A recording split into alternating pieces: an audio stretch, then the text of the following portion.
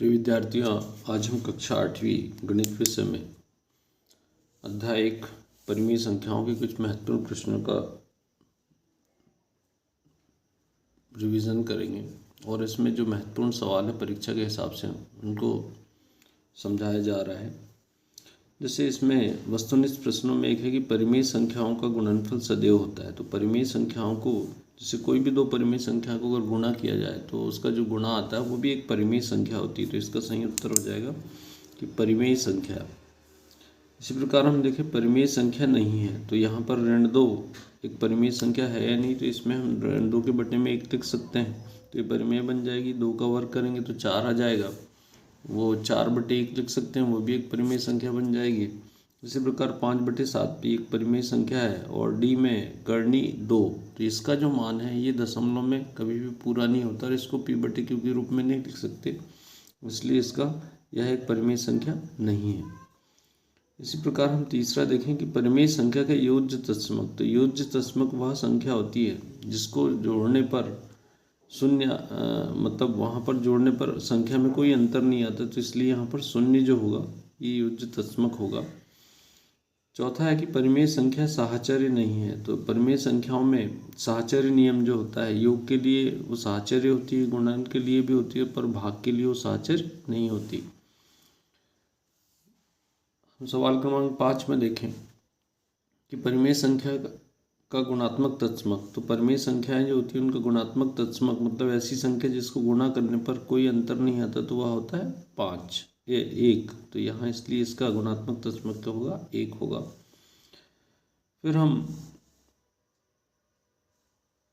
यहाँ अगर देखा जाए 7वें सवाल में, किस नियम के अनुसार a × b धन c बराबर ab धन ac। यहाँ ये कथन जो है किस नियम पर आधारित है, तो इसको अगर हम देखें a का गुणा b से हुआ है, मतलब यहाँ इसका वितरण हुआ है, इसके बाद c से आया, तो ये वितरकता नियम कहलाएगा। इसी प्रकार हम यहाँ अगर देखें कि 8वें सवाल में कि किस नियम के अनुसार कथन सत्य है, तो यहाँ अगर हम देखें तो ये 7 × एक कोष्टक में 2 × 5 दिया है, जबकि यहाँ पर दूसरे दाहिने तरफ में 7 और 2 को एक साथ ले लिया, तो ये जो है गुणन का साहचर्य नियम कहलाता है। तो ये गुणन का साहचर्य नियम होता है। इसी प्रकार हम कुछ और महत्वपूर्ण प्रश्नों में देखें तो यहाँ पर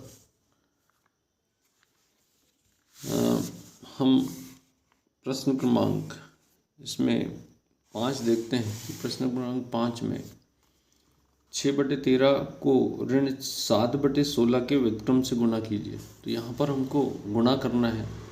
तो यहाँ पर अगर हम 6/13 को ऋण 7/16 का व्युत्क्रम से गुणा करना है, तो यहाँ ऋण 7/16, तो इसका व्युत्क्रम या इसका जो प्रतिलोम होगा वो क्या हो जाएगा, 16/7। तो यहाँ पर 16 को ऊपर लिखेंगे हम और ऋण 7 को नीचे लिख दिया, तो ये इसका व्युत्क्रम हो गया। तो यहाँ इस प्रकार से हम जब गुणा करना है तो गुणा करते हैं तो अंश का अंश में होता है और हर का हर में गुणा होता है। तो यहाँ 16 का गुणा 6 में होगा तो 96 हो जाएगा और 13 7 91, तो इस प्रकार से इसका उत्तर 96/91 हो जाएगा। इसी प्रकार हम महत्वपूर्ण सवालों में ये सवाल भी देखें कि ये भी परीक्षा में आ सकता है, 1/2 भागित ऋण 1/3 भागित 2/5। यहाँ पर इस सवाल में हम देखें तो हम बोडमास नियम के अनुसार सबसे पहले हम कोष्टक में जो संख्याएं दी गई उसको हल करेंगे। तो कोष्टक के अंदर ऋण 1/3 भागित 2/5 है, तो ये जो कोष्टक के अंदर संख्या दी गई इसको हल करने के लिए गुणा का हम क्या करते हैं, भाग में बदल देते हैं। तो यहाँ 2/5 का क्या बन जाएगा, 5/2। अब कोष्टक के अंदर अगर कोई संख्या सरल होती है तो हम सरल कर लें, नहीं होती तो अंश का अंश में गुणा, हर का हर में। तो यहाँ कोई संख्या किसी से भी सरल नहीं हो रही है, कट नहीं रही, तो 5 एकम 5 ऋण 5/6 कोष्टक के अंदर हो जाएगा। अब इस भाग को पुनः हम गुणा में बदलेंगे, तो यहाँ इसका प्रतिलोम जो लिखेंगे, गुणात्मक प्रतिलोम, तो ये 6 ऊपर चला जाएगा, 5 नीचे, तो ऋण 6/5। अब यहाँ अगर हम देखें तो ये 2 से 2 एकम 2, 2 तिया 6, तो ये 3 एकम 3, तो ऋण 3/5 इसका उत्तर हो जाएगा। इसी प्रकार परीक्षा के हिसाब से जो महत्वपूर्ण सवाल हैं उसमें अगर हम अन्य सवालों में देखें तो प्रश्न क्रमांक अगर हम 7 को देखते हैं तो प्रश्न क्रमांक 7 यहाँ पर उचित गुणधर्मों का प्रयोग उपयोग से निम्नलिखित को मान ज्ञात कीजिए। तो यहाँ इस सवाल को हमको हल करना है। तो 2/5 गुणित ऋण 3/7 ऋण 1/14 ऋण 3/7 गुणित 3/5 इसको हल करना है। तो हम इसको हल करते समय यहाँ देखिए कि ऋण 3/7 अगर इसको हम इसका गुणा करते हैं 2/5 का, तो इसका कोष्टक अगर खोलेंगे तो यहाँ 2/5 गुणित ऋण 3/7 है, ऋण 1/14 ऋण 3/7 गुणित 3/5 ये संख्या है। तो यहाँ देखिए कि ऋण 3/7 यहाँ पर भी दिख रहा है, ऋण 3/7 यहाँ पर भी दिख रहा है। तो हम पहले इन संख्याओं को पास पास में लिख दें। तो ये इसको हमने आगे लिख दिया, ऋण 3/7 गुणित 3/5 को, ऋण 1/14 को हमने पीछे आखिरी में लिख दिया। क्यों लिखा? क्योंकि दोनों में एक संख्या हमको उभयनिष्ठ या कॉमन हम ले सकते हैं। तो इस प्रकार से आगे पीछे करना है, क्रम विनिमयता नियम कहलाता है। तो हमने क्रम विनिमयता नियम से हो जाएगा। और इसके बाद ऋण 3/7 यहाँ पर भी दिख रहा है, इसमें भी दिख रहा है, और ऋण 3/7 इसमें भी दिख रहा है। तो इन दोनों में से हम ऋण 3/7 को सामने ले आएंगे। तो यहाँ कोष्टक के अंदर बचेगा 2/5 धन 3/5। दोनों का हर समान है, तो यहाँ पर ऊपर अंश हर में 5 एक बार लिख देंगे और 2 धन 3, तो 2 धन 3 जोड़े तो ये 5 हो जाएगा। तो यहाँ 5 से 5 कट जाएगा, तो एक बार कट जाएगा। तो यहाँ पर बचेगा ऋण 3/7 गुणित 1 और गुणित ऋण 1/14। तो इस प्रकार हम देखें तो 1 का गुणा करेंगे तो कोई अंतर नहीं आएगा। अब दोनों का लघुत्तम समापन 14 होता है, तो साथ में किसका गुणा करने पर 14 बनेगा? तो 2 का, तो 2 का गुणा ऊपर भी हो जाएगा। तो हर को समान कर लेंगे, तो इस प्रकार से 14 नीचे आ जाएगा। और यहाँ पर इसमें हम 2 का गुणा ऊपर नीचे करना पड़ेगा, जिससे हर समान हो रहा। तो 2 का गुणा ऋण 3 में होगा, तो ऋण 1/14। तो इस प्रकार से ऋण 6 दोनों ऋण वाली संख्या है, चिन्ह समान है, इसलिए दोनों संख्याएं जुड़ जाएगी। तो ये बन जाएगा ऋण 7/14।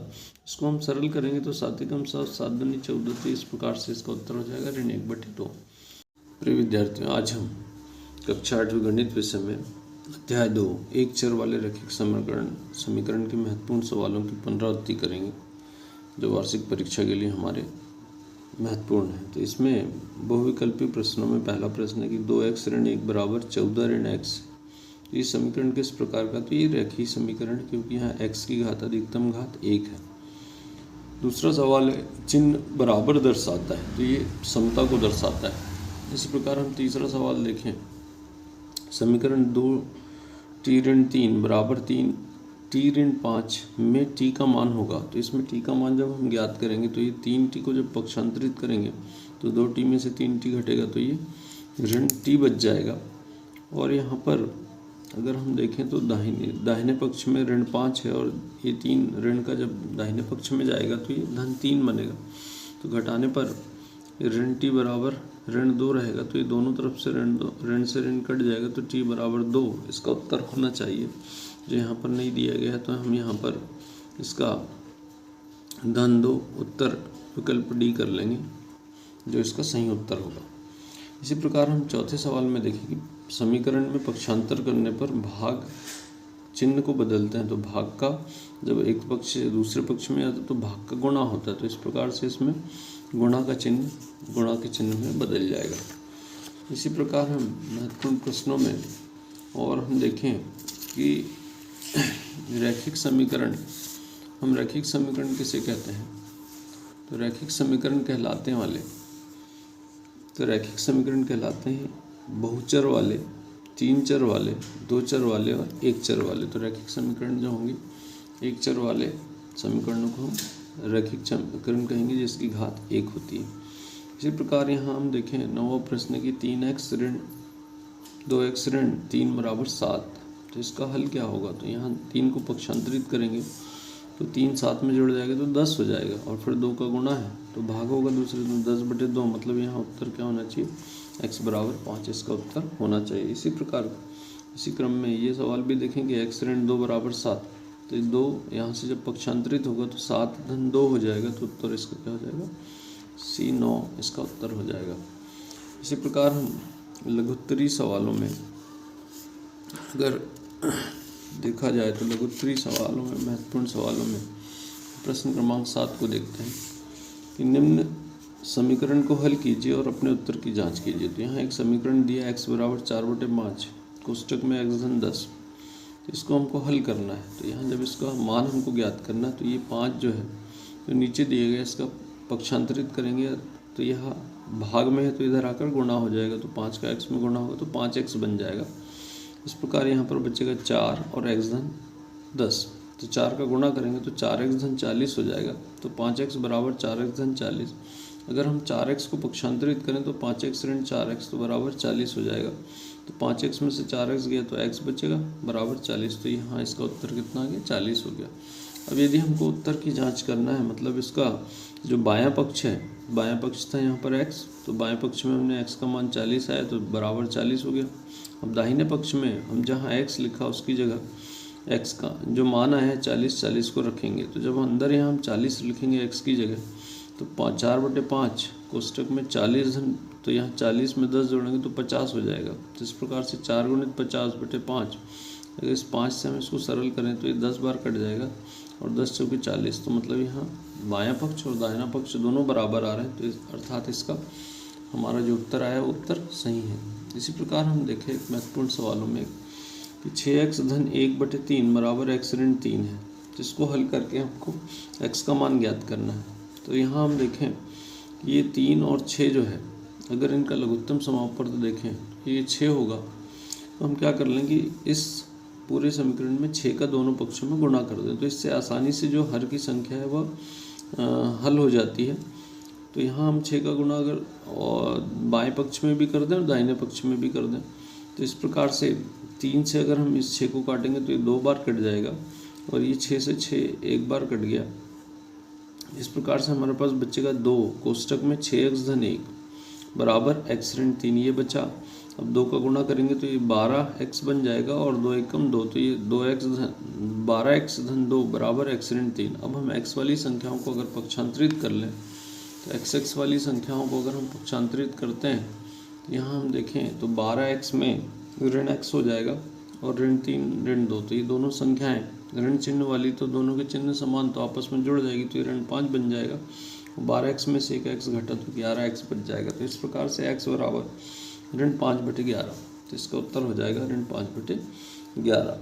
इसी प्रकार हम दीर्घोत्तरी सवालों में अगर हम देखें तो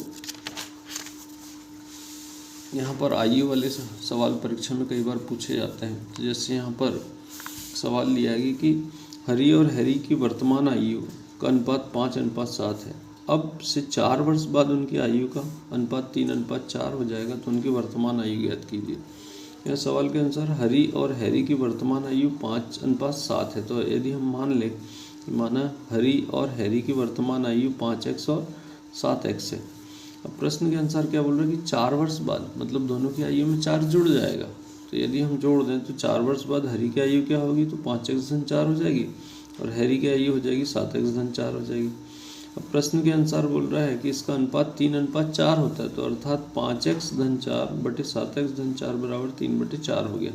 अब यहाँ हम तिर्यक गुणा कर लें, 4 का गुणा इधर कर दें और इसका 3 के साथ हो जाएगा। तो तिर्यक गुणा कर हम देखें तो 4 का गुणा 5 में, तो 4 पंच 20, 4 चौके 16, 3 का गुणा यहाँ पर 7 में होगा तो 21 और 3 चौके 12। तो इस प्रकार से हम x वाली जो चर राशि है उसको बाएं पक्ष में ले आए, तो 20x ऋण 21x बराबर 12 ऋण 16। तो यहाँ दोनों में तरफ ऋण का चिन्ह आएगा, क्योंकि 21 में से 20 गया तो एक बार ऋण x बचेगा और 16 में से 12 गया तो ऋण 4। तो इस प्रकार से हम देखें x बराबर 4 आया। तो हरी की वर्तमान आयु, तो यह यहाँ 5x थी, तो 5 × 4 बराबर 20 वर्ष हो जाएगी। और हैरी की वर्तमान आयु 7x थी, तो 7 × 4 बराबर 28 वर्ष। तो इस प्रकार से दोनों की आयु हम ज्ञात कर सकते हैं। इसी प्रकार दीर्घोत्तरी प्रश्नों में अगर हम आयु वाले सवालों को देखें तो ये परीक्षा के हिसाब से काफ़ी महत्वपूर्ण है। कई बार ये आ चुका है इस प्रकार का सवाल कि सरिता के पिता की आयु 49 वर्ष है, उसकी आयु सरिता की आयु के 3 गुने से 4 वर्ष अधिक है। तो अब यहाँ लिखा कि उस पिता की आयु जो है सरिता की आयु के 3 गुने से, तो यदि हम सरिता की आयु को अगर x मानते हैं तो सरिता के पिता की आयु कितनी है, 49 वर्ष है। तो प्रश्न के अनुसार कि सरिता की आयु का 3 गुना, तो मतलब 3 गुणित x और इसमें 4 जोड़ते हैं, 4 वर्ष अधिक है, मतलब धन 4 किया तो बराबर 49 वर्ष। तो यहाँ 3 गुणित x मतलब 3x बन गया। 4 को हम पक्षांतरित करेंगे तो 49 ऋण 4 तो ये बचेगा 45। तो 3x बराबर 45 होगा। तो अब ये 3 जो गुणा का है दूसरी तरफ जाएगा, भाग बनेगा, तो x बराबर हो गया 45/3। इसको हम सरल करेंगे तो ये 15 बार कट जाएगा, तो 15 वर्ष, तो अर्थात सरिता की आयु 15 वर्ष होगी। इस प्रकार से आयु पर आधारित सवाल परीक्षा में कई बार पूछे जाते हैं। तो इन सवालों का हम बार बार अभ्यास करें और अधिक से अधिक अंक लाने का प्रयास करें।